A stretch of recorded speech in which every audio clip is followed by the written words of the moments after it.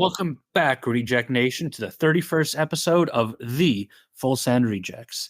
Today's triple decker of topics include adventure into the cryptid corner as we discovered the tale of the Abagoochie. We go into part one of our series on Hunter S. Thompson, and we have a tale that sends shivers down the spine of sailors as we dive into the sea witch that inspired Disney to create Ursula from The Little Mermaid.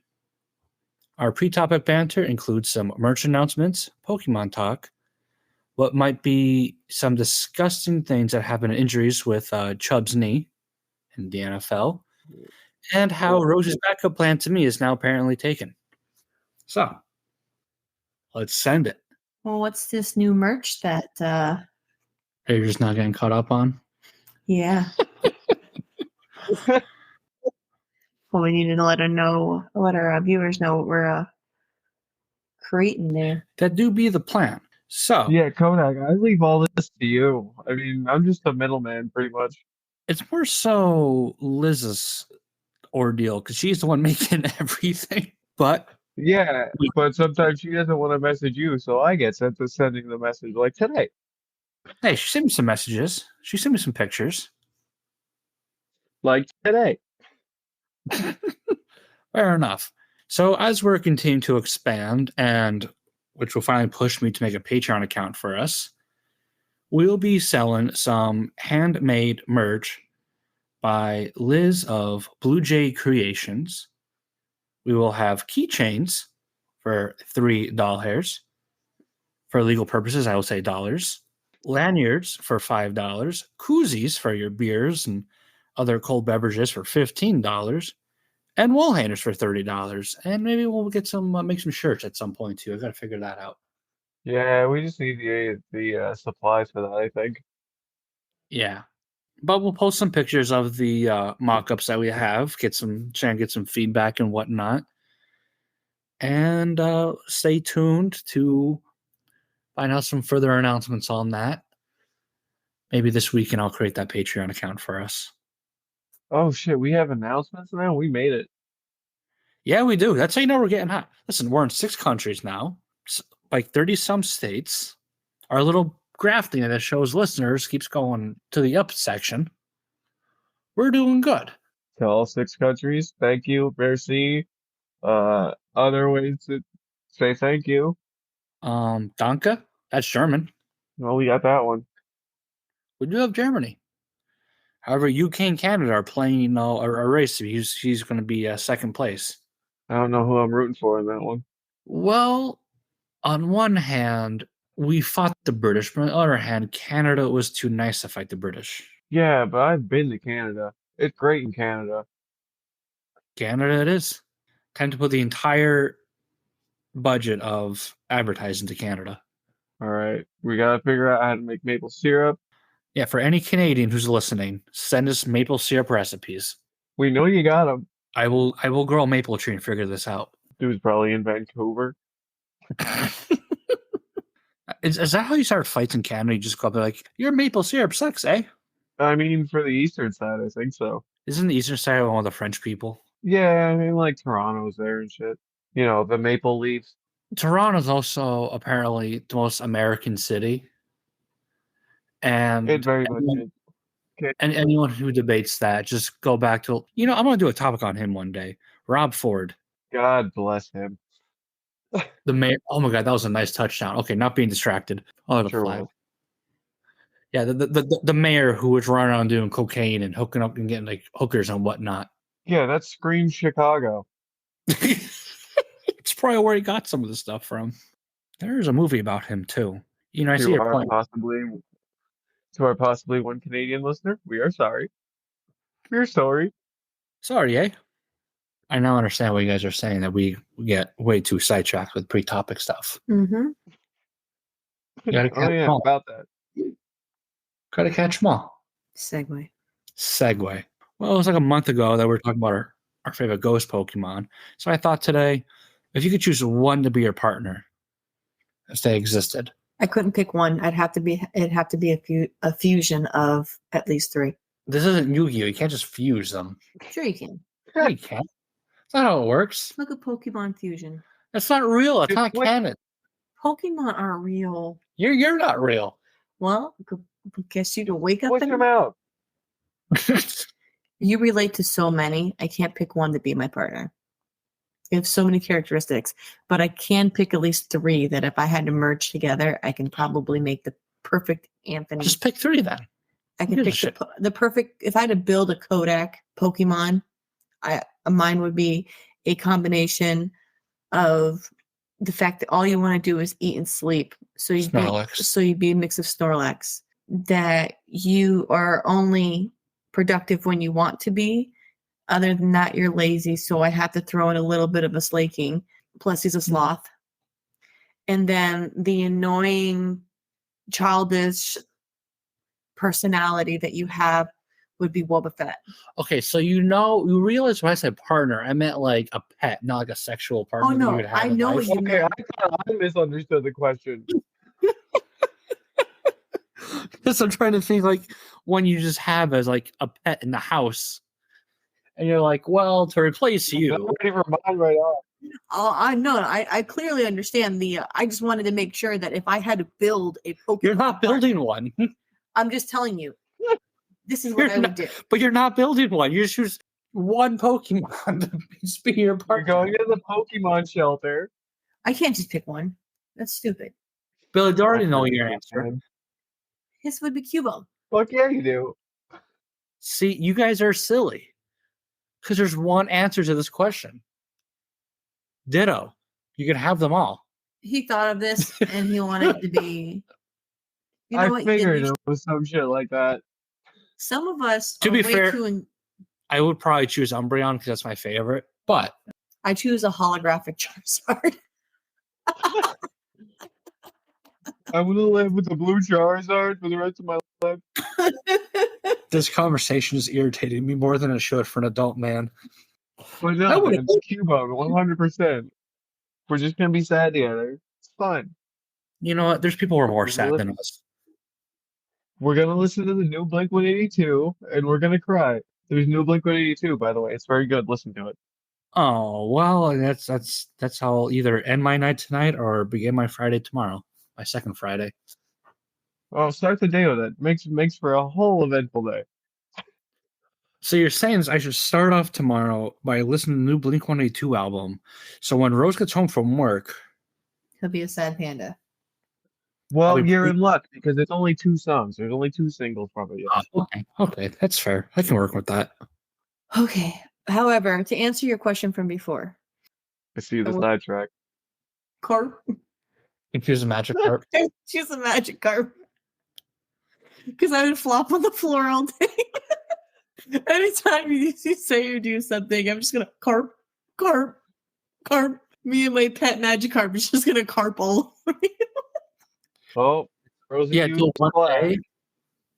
until one day it senses me getting annoyed and pissed off and comes like fucking Gyarados and hyper beats the entire house. Well, don't let my magic carp get that. It's your magic carp. Keep it below level 20.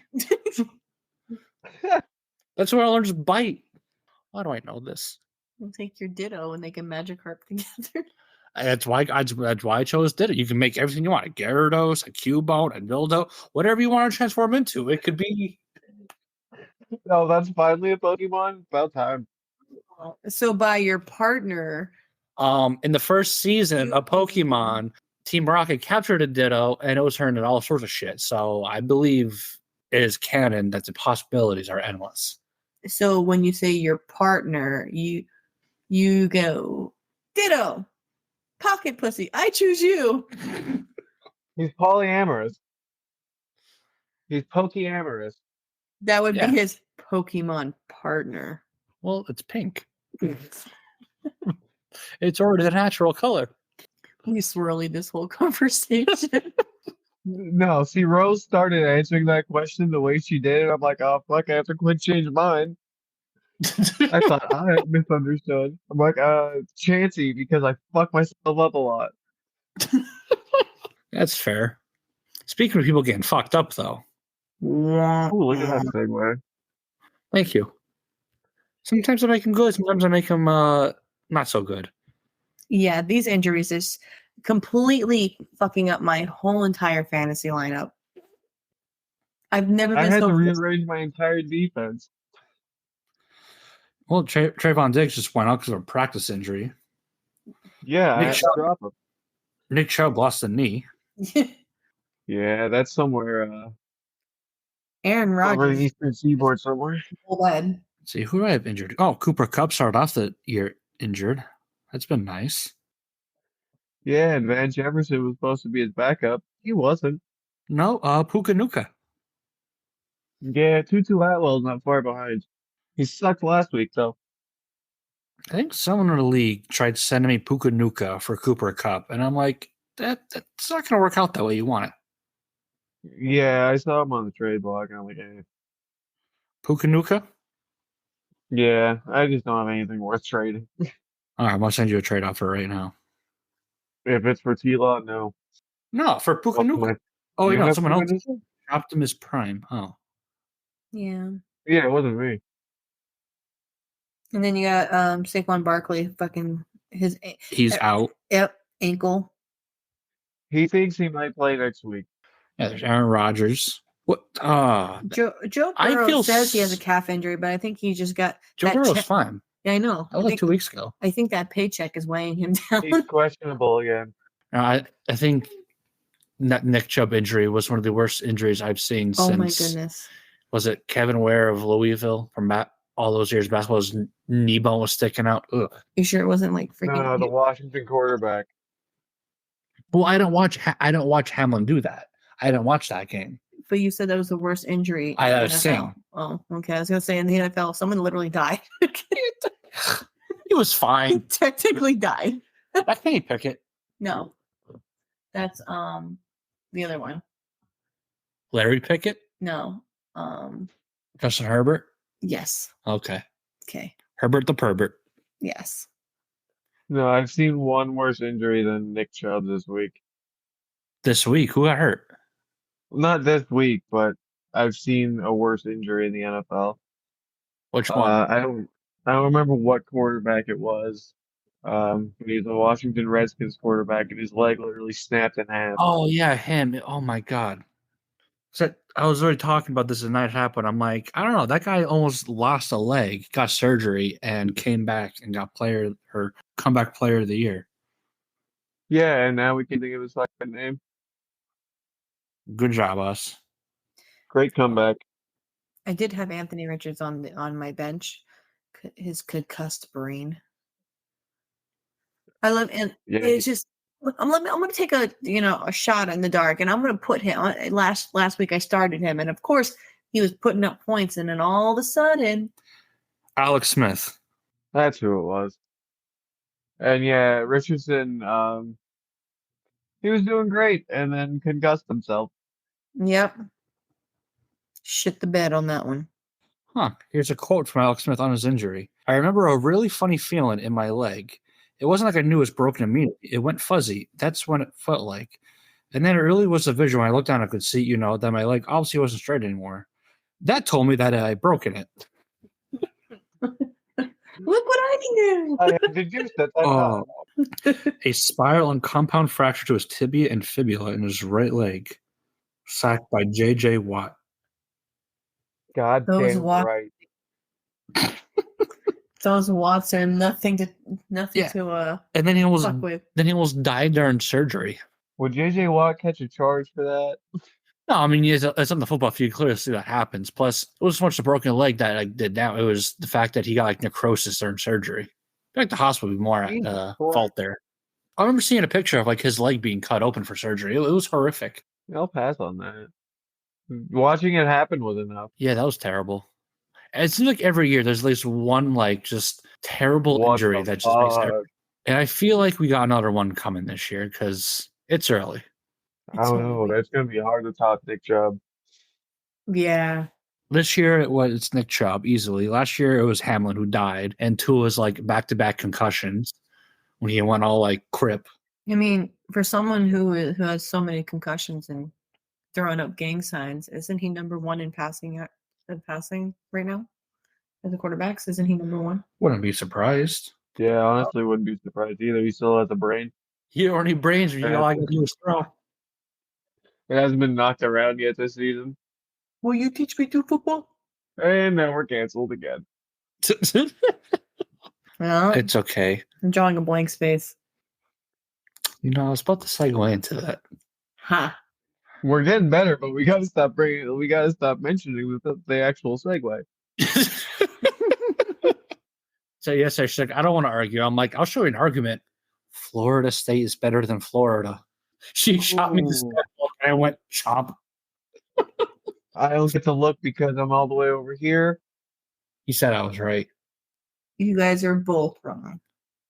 I mean, both our teams are both ranked higher than Florida. And both of you are getting one less present this year for Christmas Billy, and Hanukkah. Billy, we'll give and birthdays. Okay, Unfortunately for Billy, that's all his presents. You only care about Hanukkah. Billy, me and you will give each other one more gift this year. I'm winning. Okay, cool. We'll get you a Baltimore dreidel. I expect 8, please. 8, please. A menorah. I'm just telling you now. I have one. By a landslide. I'm winning Christmas. We'll see. Billy, am I winning Christmas? Yeah, she totally is. Okay, well, we'll see. See, me knowing is payback for the lobster.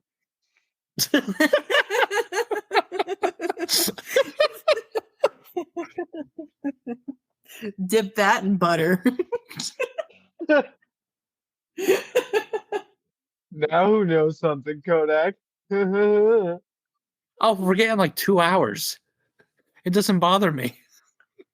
I have a very one-track mind. Really, you don't say? Yeah, that's true. Okay, so how do you feel that your backup plan is with T-Swizzle now? First of all, my first backup. Don't lie. My first backup plan was TJ Watt, and then he went and got himself married. All right, Sounds like a slut. And then fucking be a homewrecker. See, I want Travis Kelce to be happy and healthy, but if he is dating Taylor Swift, she's the most. Don't get me wrong, I love me some T-Swizzle, but she is toxic as fuck. Yo, don't piss off the fucking Taylor Swift fans. We don't want that. Yeah, she's going to be writing a song called Touchdown or Fumble or some stupid shit as soon as she gets rid of him in 6 months. She's going to eat him up. Fumbled my heart. All I know is Taylor Swift has about 30 breakup songs, but yet 0 songs about blowjobs. I think there's a connection here. I can't argue the logic. I do believe she's actually re-releasing one for older albums. And someone said they're going to analyze it, even though it came out like 10 years ago, to see what is actually about Travis Kelce now. Oh, boy. What the fuck? What? What? I don't know. Well, see, Taylor Swift, she's re-releasing all of her old albums, but mix them up a little bit because she got sick of her whatever company she was signed to, and they wouldn't like do it right by her. So she said, fuck it, I'll do it my own.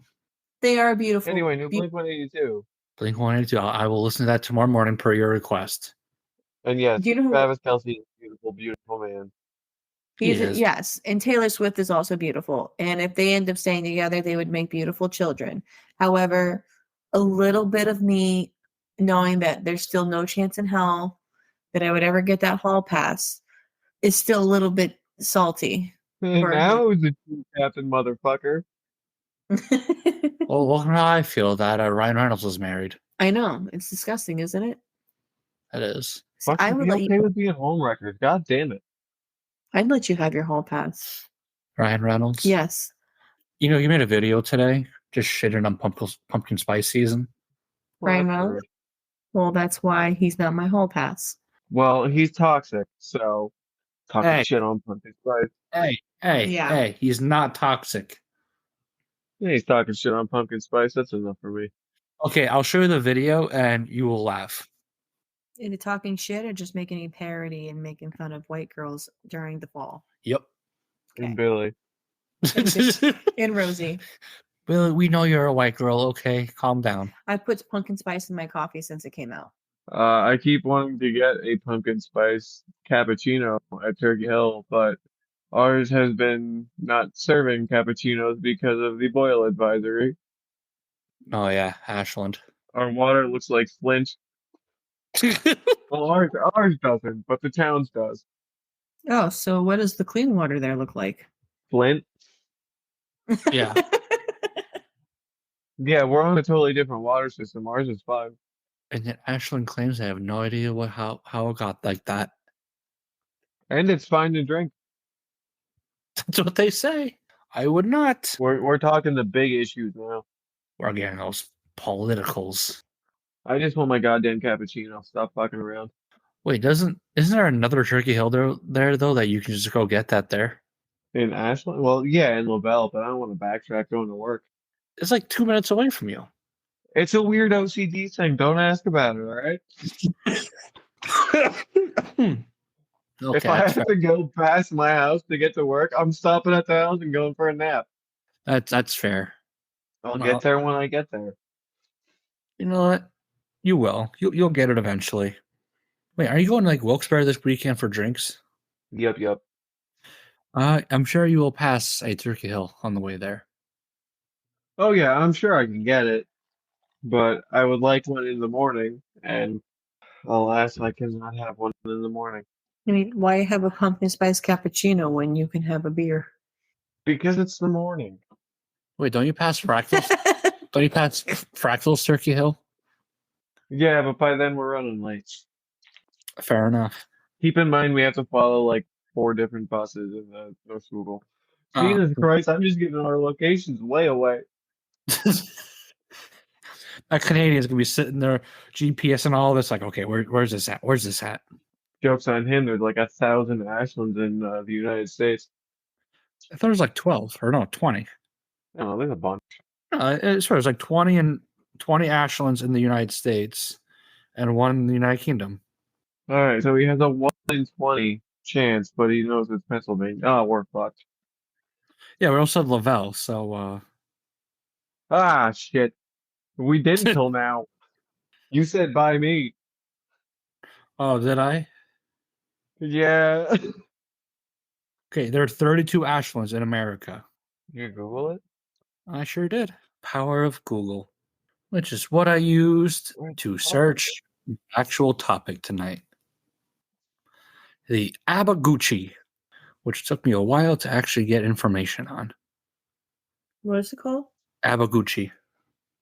Okay. Not the Abagoochie, that's the female. Oh. But the Abagoochie. It's Ichiguchi. No, the Ichiguchi is those are the ones from Shendo. Okay. This is not. But what is it? Is it an owl, a fox, maybe a deer? How about a mix of all three? Kind of like your Pokemon. Listen to your therapist. Don't get angry over little things. It's okay. Okay. You can't be mad. Every 2 weeks. How about a mix of... God damn it. Great start. Okay. Fuck you both. Take 2. Oh, I'm not doing a do take great 2. today. How about a mix of those three? An owl, fox, and a deer, you bastards. As today we go into the cryptid corner and discuss the Abagoochie, or as the locals of Costa Rica call it, the dry land piranha, due to its tendency to devour animals much larger than itself, including cattle, horses, and your mother. Hold up. Is this just Nibbler? It might be Nibbler. Does this shit dark matter? It might. However, Nibbler does not resemble a deer at all, so... You don't know. Maybe This. he can talk. I don't like this. In order to avoid capture, when cornered, the Abagoochie will also conceal itself behind a devilish whirlwind. I'm not sure why this is necessary, but the creature mates once every 6.5 years, according to locals. Oof, dry spell. Yeah, quite. Goes into the Tasmanian devil then? It's not saying that they're not fornicating; they just don't reproduce for every 6.5 years. Yeah, I'd like to not reproduce ever again. Well, luckily for you, I'm gonna get snippety snipped. Yeah. By Dr. Abagoochie. There is a debate on whether or not this is a hoax, but as time went, credible reports began to arrive from a very distant place from Costa Rica. Because according to legend, in 1999, the West Virginian Division of Natural Resources imported 13 babies from Costa Rica in an attempt to curtail the population of coyotes and rattlesnakes. That's right, this is a conspiracy theory by rednecks in West Virginia. Is it Take Mothman? me home. No, Mothman's for a different time. Take me home, country roads, where the tree eats coyote. However, they soon became a problem themselves, as reported by one Jim Wilson of Webster Echo in 2001, as their population spiraled out of control and began to attack livestock. Shockingly enough, after this report, sightings began to increase, and some farmers even began to carry shotguns on patrols to protect their livestock. Parents even began to walk kids to the school bus, more out of fear that they will be attacked by the House of Gucci. One man even reported to have run over an Abagoochie specimen. So this is early However, 2000s and we never heard of it? yeah, late 90s, early 2000s, yep, allegedly. Of course, allegedly. Well, however, a local resident soon began to discredit Wilson's report. Not to say, he wasn't trying to say that the Abagoochie was a hoax, but that this specific story was a hoax. Jamie Hitt believed, which is a real West Virginia name to me, that is terrible. He believed that Wilson was trying to reinvent a previous story about the Abagoochie to make some money, as sightings originally took place in 1992, primarily in Upshur County, West Virginia. Hitt was also noting that the descriptions of the creature was very similar to those of the Sago monster and the Stone Cold monster of the 1960s, which happened in the same area. However, the 2001 descriptions were completely different from everything else. Do you think people in West Virginia just have too much fucking time on their hands? Well, you see, there's this called methamphetamine. Really prevalent down there. Really fucks with the mind. Not in the 60s though. They were doing some other shit back then. Oh yeah, 60s is a wild time in West Virginia. A lot of meat and For example, in differences, in 2001, the creature was described as a small, tiny creature. However, the original sightings described a creature as a deformed badger or wolverine as large as a small car. Ooh. Yep. It was a biggins. There were several sightings from 91 to 92 in Upshur County, including a campground that was ravaged in broad daylight. Several property owners noted loss of cattle, sheep, and dogs to the Abagoochie. Those damn Loch Ness monster. And so what the fuck is the thing that it's eaten that everyone's so impressed by? Well, it was just small a car can giant eat a cow. old. Yeah, the old legends say it was a giant creature, as like a honey badger or something, and then some guy came along and said, "Hey, you know what? No, it's a small little gremlin-looking thing from Costa Rica." So is it like a Beetle-sized car or is it like a CRV? I have so many questions. I was thinking, kind of like a CRV, like a small sedan.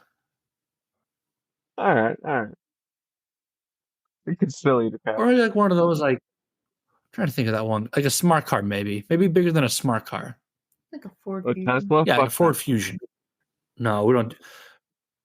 I know you don't like Tesla right now. Fucking making me go. God damn it, Tesla. Anyway, carry on. There.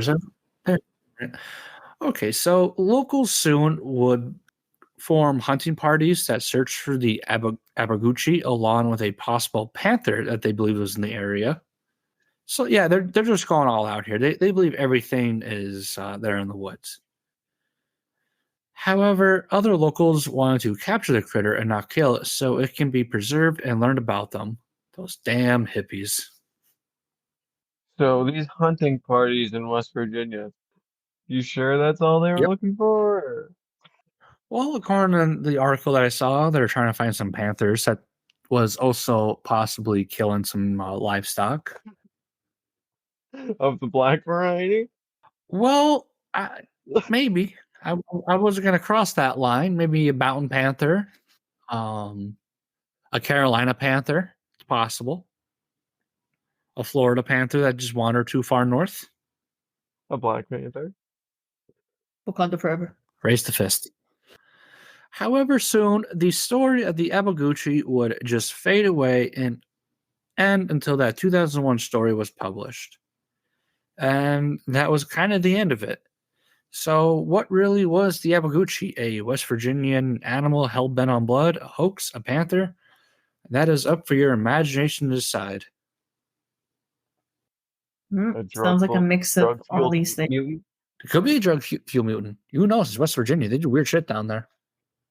It was someone's sister cousin. Yo, they have like old TNT tunnels and shit down there. Hey, you never know. And the Ooh, violence! Fight! Hit him! Throw a punch.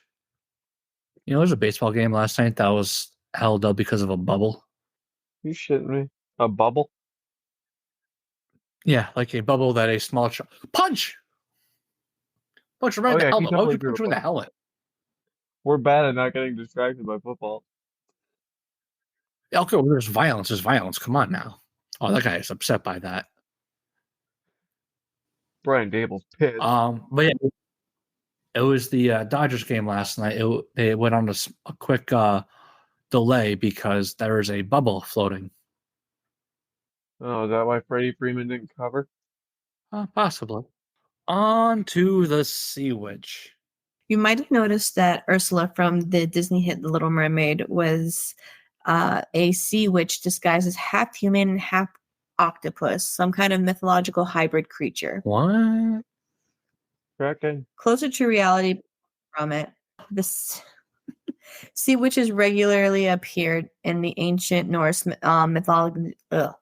mythological systems as these sinister spell workers who maintain magical bonds with the sea and weather and may have many other aspects of coastal life. Well, although they widely considered themselves make way. Stop it. You know, as I was doing my research, it was so funny because a lot of these Disney movies, they reference this. And I'm starting to think this is deeper. Maybe Disney's giving us a sign that it's real. Oh, we have Little Mermaid, Moana, and then I mentioned it later on, Pirates of the Caribbean. Spoilers.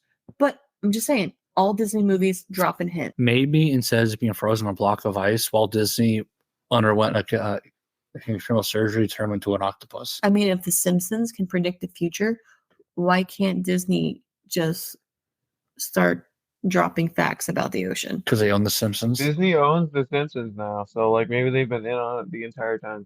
Dun, dun, dun. The House of Mouse is never wrong. Yes. Oh boy. Yes. Although, damn it, Billy. Are you done? I am done. Although they are widely considered stuff of legend, sea witches are a true phenomenon and they still exist today. The myth portrays them as dark sorceress, creatures of the deep.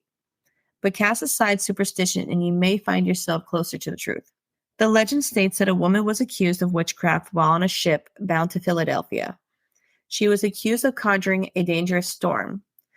She was forced overboard when she drowned into the Delaware Bay.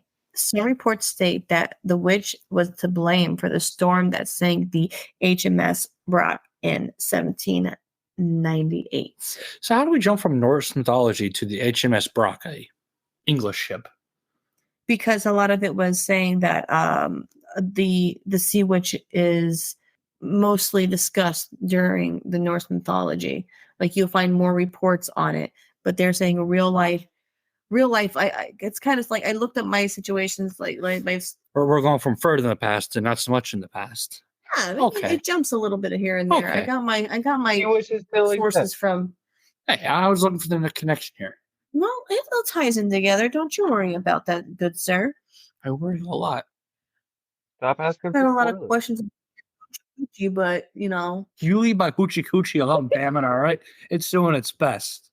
Just because you're a cougar and it's a panther doesn't mean you guys have to fight. Okay, they say that the legend of the real sea witch is based in the moon lore, which goes back to the Norse mythology. That this makes sense because the moon controls the sea. Century ago, it was believed that these women could and would raise the winds and create storms.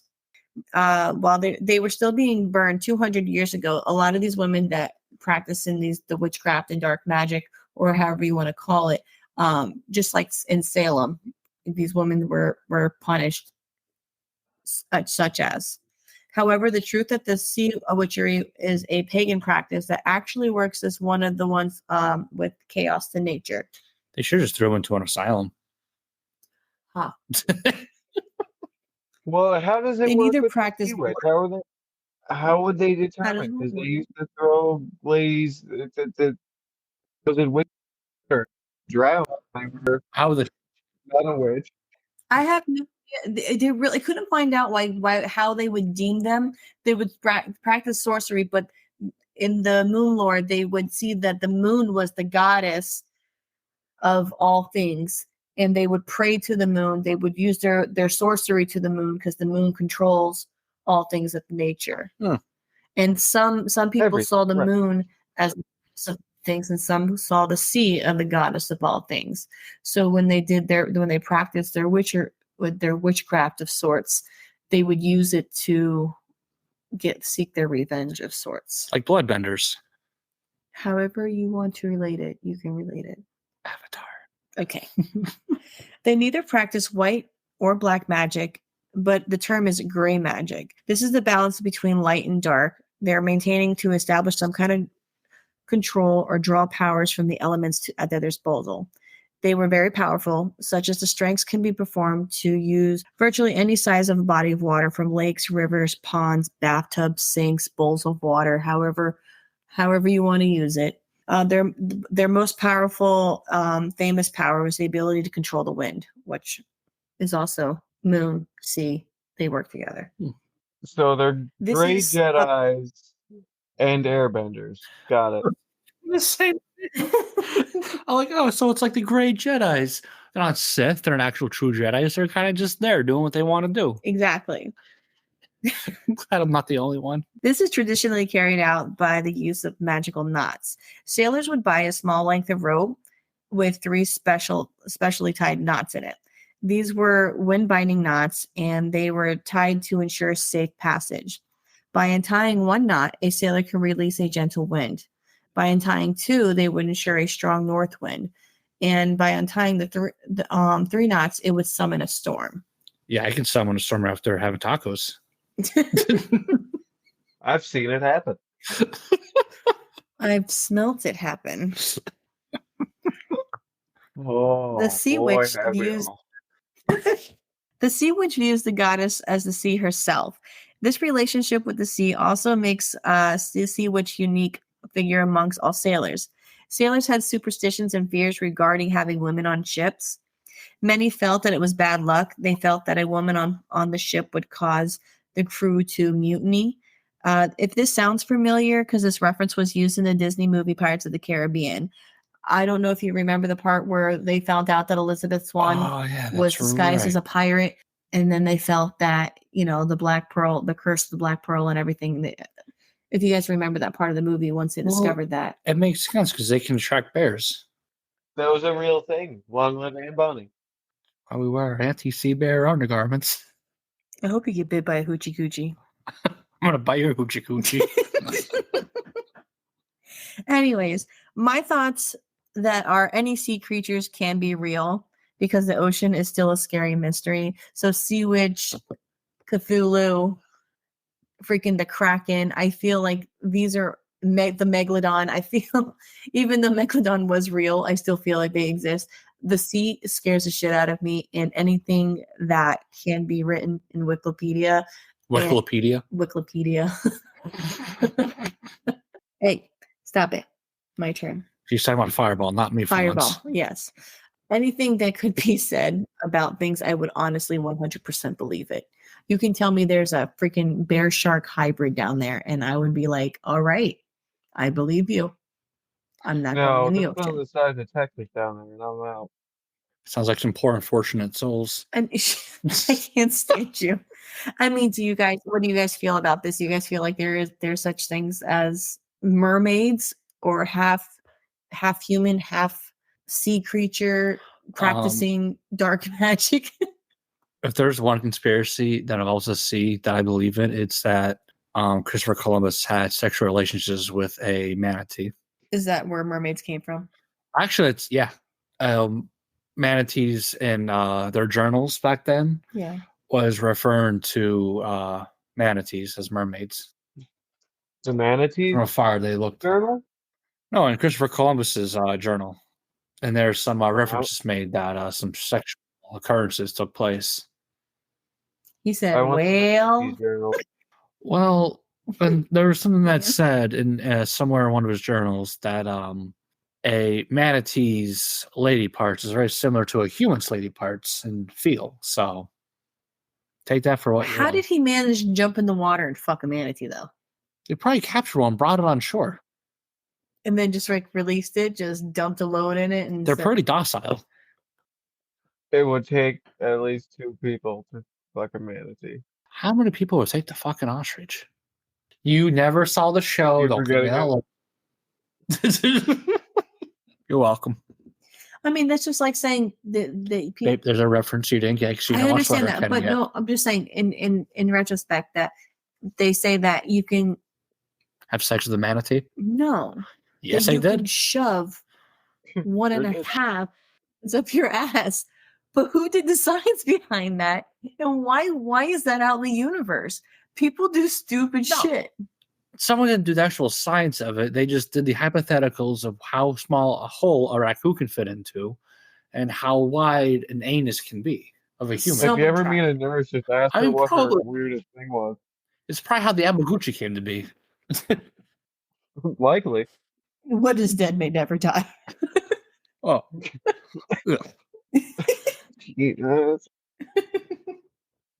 Well, we started in West Virginia. We took to the seas, and soon we're going to a German, very dark place. We're going back to Virginia. Oh, are we going back to Virginia? Where are we going at, Billy? Kentucky. Yeah, it's Kentucky, and then like a lot of places. Where did I get Germany from? Yeah, it was a shot in the oven. What? You fuck. Life should not be a journey to the grave with the intention of arriving safely in a pretty and well-preserved body, but rather to skid in broadside in a cloud of smoke, thoroughly used up, totally worn out, and loudly proclaiming, "Wow, what a ride!" Hunter S. Thompson from the Proud Highway. I'm entirely sure you'll go out in a cloud of smoke. Yeah, no, that's definitely going to happen. Born on an almost 4th of July, Hunter Thompson was born on July 18, 1937, to Jack Robert Thompson and Virginia Davison Ray in Louisville, Kentucky. Hunter was the first of 3 sons for the couple, and they lived a middle-class life as mom worked as a librarian and his father was a World War I veteran turned insurance adjuster. Kind of leaping careers there. In 1943, when Hunter was only 6, the family moved to the Cherokee Triangle in the Highlands of Kentucky. There's a lot of moving around in this story, but at 6 years old, this was kind of the easiest one to really keep track of. Fast forward to 1952 when Hunter was 14. His father passed away from myasthenia gravis, a type of neuromuscular disorder. According to Hunter, his mother became an extreme alcoholic after his father had died, taking care of the 3 kids. Well, that sounds horrible. I mean, he was all right. If it's disease that I can't pronounce, I know it's terrible. Oh, yeah, the disease? Yeah, I looked it up, and it's like, oh, well, that sounds awful. It just kind of shuts things down. As in, like, your thigh muscle one day. Following his father's death, Hunter transferred high school to Louisville Male High School, which probably had a "No Girls Allowed" sign on the facade of the building, I assume. Thompson did pretty well in school, and eventually joined a high-profile literary club called, Athenaeum Literary Association, which dated all the way back to 1862. By 1955, Hunter had been kicked out of the association following his arrest for being an accessory to robbery. Hunter had actually spent actual time in prison for this, and he wasn't permitted to take his finals for graduation. He was offered like a reform school or joining the military. After 31 days, when he was released, Hunter joined the greatest goddamn military branch, the United States Air Force. God damn right. That's where the best of the best goes. I can't wait to see what kind of shit he does for this country. Mostly. After sitting in a chair, what the fuck was that? Due to someone's laughter here, I believe she put that there. You know, not all of us sit in a chair, goddamn it. Was your chair nice? I didn't have a chair, and no, it wasn't. After finishing his basic training at Lackland Air Force Base in San Antonio, Thompson transferred to Scott Air Force Base in Belleville, Illinois, where he specialized in electronics. His goal was to become an aviator, however, his application was denied by the service. Honestly, after knowing everything I know about this guy, it would be pure chaos just to give that dude a fighter jet. I kind of wish I saw it. Kind of like one of those F-35s that got lost. Yeah, he would totally do some shit like that. Following his application being denied, Hunter transferred again to Eglin Air Force Base in sunny Fort Walton Beach, Florida. During this time, he was also taking night classes at Florida State. Better than Florida. Ooh. It was here that Thompson had his first work as a journalist. He got his first work as a journalist when he lied on the application for the command courier as a sports writer. He should have lied on that Air Force application. He would have got an aviator license. I'm sure it's not hard. Thompson would travel around the country with the Eglin Eagles football team. His name wouldn't appear in any of the columns he had written on for the team, as it was against Air Force regulations to have outside employment at the time. By 1958, Thompson was discharged from the Air Force early on recommendation by his commanding officer. He was at the time an airman first class, which I don't know how good or bad that is, but man, Kodak, where's he at on the scale? That would be an E3, but you kind of just get that automatically. Oh, okay. So So it wasn't anything big. So when you go to basic, you're an airman basic, literally, like you are garbage.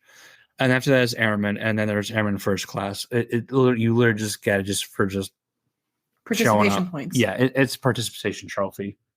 Oh, so It's a it's not as good as I Yes, thought it would be. it's a participation trophy with a raise. Oh, well, shit. Well, his CO cited that although he was a very talented airman, he would not be guided by policy. So, That's how you get part of the E4 mafia. Fuck policy. oh, I lost my place. Sounds like a DBA. After being honorably booted from the military, Hunter moved north to good old Jersey Shore, Pennsylvania. Oh God. This is the part that has nothing to add to the story, but home state pride or something. Jersey Shore High School just had a player die. Sorry to you guys. Hunter worked there as a sports editor for the local paper before relocating up to New York City. Once there, Hunter started working for Time Magazine as a copy boy. He made like $51 a week or some shit. Holy shit. Football or 51 bucks. I didn't even know because I was looking down. Oh, damn, that was a nice catch. During his downtime at work, Hunter would type parts of classics like The Great Gatsby by Fitzgerald and A Farewell to Arms by Ernest Hemingway to learn different writers' rhythms and their different styles. Time did eventually fire Thompson, stating the reason for as insubordination. Quick to find another job, Hunter began writing for the Middletown Daily Record.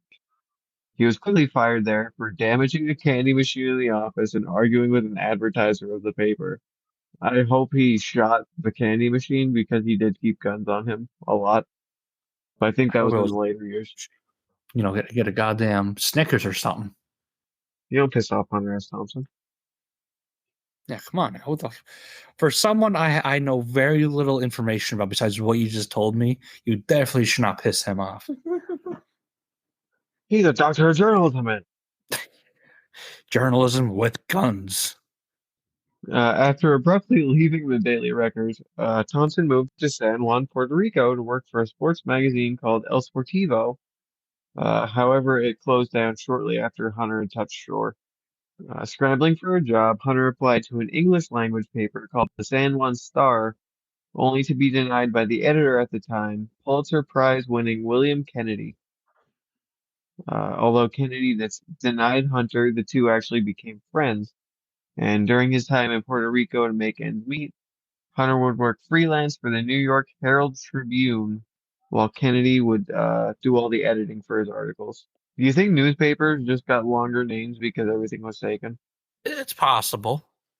After only lasting a year in Puerto Rico, Hunter relocated again to the United States. This time he ended up in Big Sur after he visited San Francisco and left the scene at the time. During this, first major milestone occurred. He had published his first magazine feature detailing the culture of Big Sur. He had also published a short story in the magazine called Burial at Sea. Hunter had also been working on something more people can recognize, the Rum Diary. The book was done, but it was never released until 1998, which was followed up by a movie starring the one and only Johnny Depp in 2011. Johnny Depp comes up a lot in this story. The book was actually based on Hunter's experiences in Puerto Rico. I mean, it's only natural that Johnny Depp is involved. Well, yeah, he plays Hunter S. Thompson in a lot of movies. It's great. He lives with him. By 1960, working for the big papers now, as the National Observer sent him and his girlfriend, Sandra Conklin, for a correspondence gig down in South America. Thompson found more work in Rio, landing a position with the only English language newspaper in Brazil, the Brazil. Hunter and Sandra would marry on May 19th, 1963, and relocated back to the mainland once again. After a brief stay in Aspen for the couple, they moved to Glen Ellen, California, when Sandy was pregnant with their first and only child. In 1964, Hunter and Sandy welcomed a son, Juan Fitzgerald Thompson. I always found the name funny because there's nothing wrong with it, but did not expect it. It takes one to know one. You don't meet many Juan Fitzgeralds. You really don't. Or Juan Thompsons. Yeah, they were both, I believe, very white. I don't know much about Sandy. Well, I mean, they're in Puerto Rico for a little bit, probably in Brazil, probably influenced some things. Yeah, 'cause he loved San Juan. By the summer of the same year, Hunter had begun taking the drug known as dexedrine. I couldn't find out if he was just taking it recreationally or was actually prescribed, but neither would really surprise me at the time. Dexedrine was an amphetamine with a euphoric-like nature. It said Hunter would take the dexedrine to write before ultimately switching to cocaine in 1974. Well, you should have done those shrooms. Guy was so close to doing shrooms for this because it just seemed so fitting. He might have reached a new level of understanding. I mean, next week gets in the really crazy years, so maybe next week. Still working for the National Observer, Hunter covered a varying array of topics for the publication. In 1964, he was sent to Ketchum, Idaho to try to find reasons for Ernest Hemingway's suicide, which sounds like a cool story to get, honestly.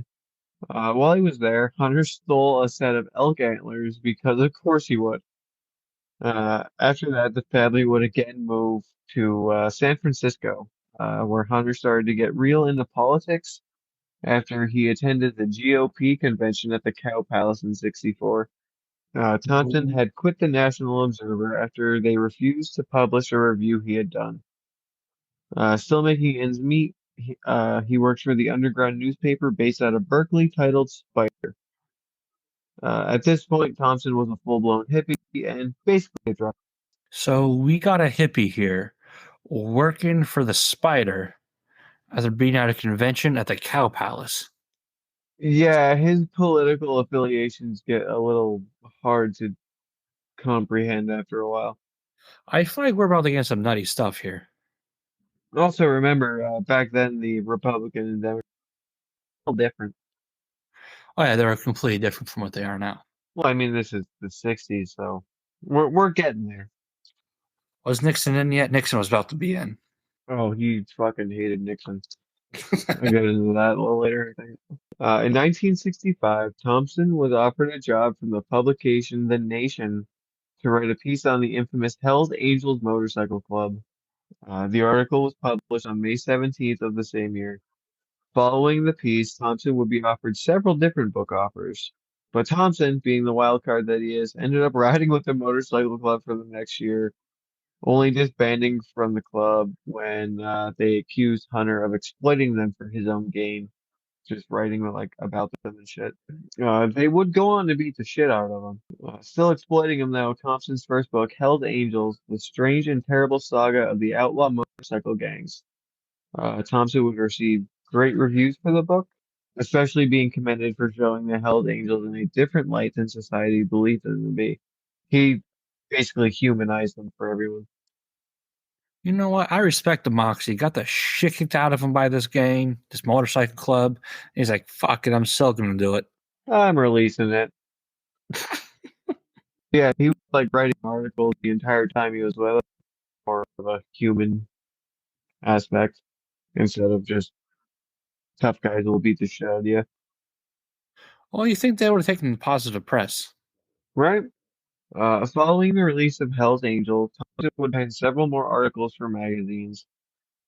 One very notable one is from 1967 for Time magazine, where he criticized the hippie culture in San Francisco. He had claimed the hippies around the city were just looking for drugs, not caring to change the political landscape rather than just escape it. Thompson would leave San Francisco and move to one more city in 1967. He and his little family moved to a rented home in Aspen, Colorado. Of course, this partner didn't really hang around long as he took an advanced random house publishing to follow the paint, which was, I believe, the election before Nixon. Yeah, this was JFK's second, his re-election campaign, because he was taking. Oh, I thought this was. Or no, we landed the moon in '69, didn't we? Mm-hmm. 16. Okay, so this was Humphrey. Who was this vice president that took over? This Humphrey versus what the fuck is his name? I can't think of it. Oh, Lyndon B. Johnson. Yeah, right. Yeah, I got it right here. Lyndon B. Johnson was president of the United States from 1963 to 1969. So he lost the 68 election to Hubert Humphrey was his vice president. And then I was right. Richard Nixon won this election. Right. Okay. I know it's for. There's probably someone there. Oh, the campaign trail. It was like Muddy or something. Let's see here. I got Richard Nixon, Hubert Humphrey. Oh, I guess that was him running for president. And George Walsh of the American Independent Party. That's probably him because I see. I got in the old Wikipedia here. Richard Nixon, Republican. Hubert Humphrey, Democratic. And George Walsh, American Independent. He was somewhere with campaigns. Would attend the Democratic National Convention. Top research. More protesters. Hunter had walked saying that he mentioned left east. God damn. The next year in 19 throw his hat into the political ring for himself, but picked county. He ran over the which sounds like behind. 100 criminals only for personal use. A lot of illicit drugs did not the idea of trafficking. Also to disarm the who's going to stop. Fairies. He also another idea to name of Aspen the Fat City in hopes to turn investors off of the area. This is someone who doesn't know America. Fat City sounds like a. I work there. That sounds great. What's it next to? Lardville? Yeah.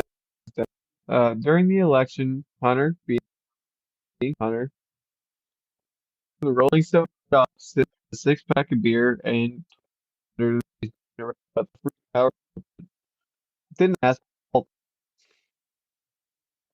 the article. The past saw him use doctor in his name. He's a goddamn doctor of journalism, man. Even with the publicity of the magazine, like Thompson would lose the election. However, he did none of the votes. Going at the work and got a documentary in 2020. Unfortunately, never caught on quite like we probably needed, and now we have the reps. I just love that he just decided he's a doctor.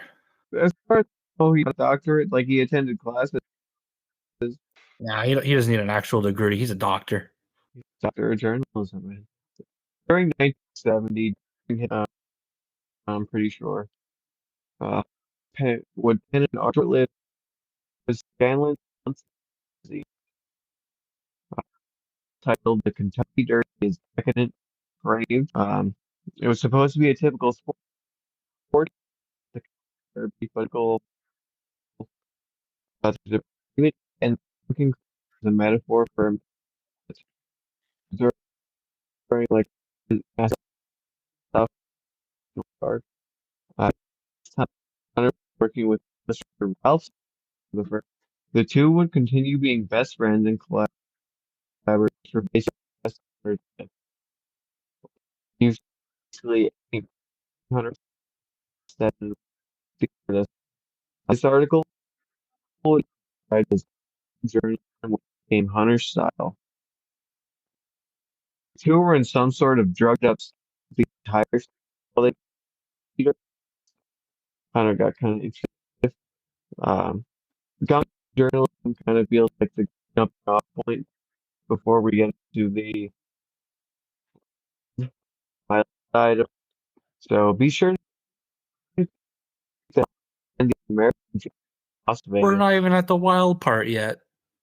I love it. Have you seen anything about Fear and Loathing in Las Vegas, the movie? I don't know if I did see that one. It's supposedly something his lawyer did. Well, I'm gonna have to check that one out. Dreaming anywhere. Well, I'm sure I'll find it. Let's see here. I have an app for this before we get off, just in case anyone listening might be intrigued like I am. I used the app. It didn't work. It showed Just me watch. Yep. Download it. Oh, are you listening? There is a movie called Where the Buffalo Roam on Prime. That's all Thompson during his campaign for sure. Yes. Bill Murray's in it. There's also a movie called Fear and Loathing in Aspen, made in 2021. That's campaign. That one's free on Fubo and Plex. I haven't either of those. I have like all of them. I think one of those is like a free one. You just have to deal with ads. Please. Well, then, that's a good conclusion for today's episode, and that will do it for us rejects for this week. We hope you enjoyed today's episode. If you did, be a friend and join Reject Nation by following us on our socials. And hey, leave some reviews while you're at it. We would really appreciate it. Next week, we dive into an Iranian doctor turned serial killer who worked for the government, part 2 in our Thompson series, and we go into the toxic bastards known as Libras. We hope you join us next week, and until full fucking send it. Full send it. Fucking send it.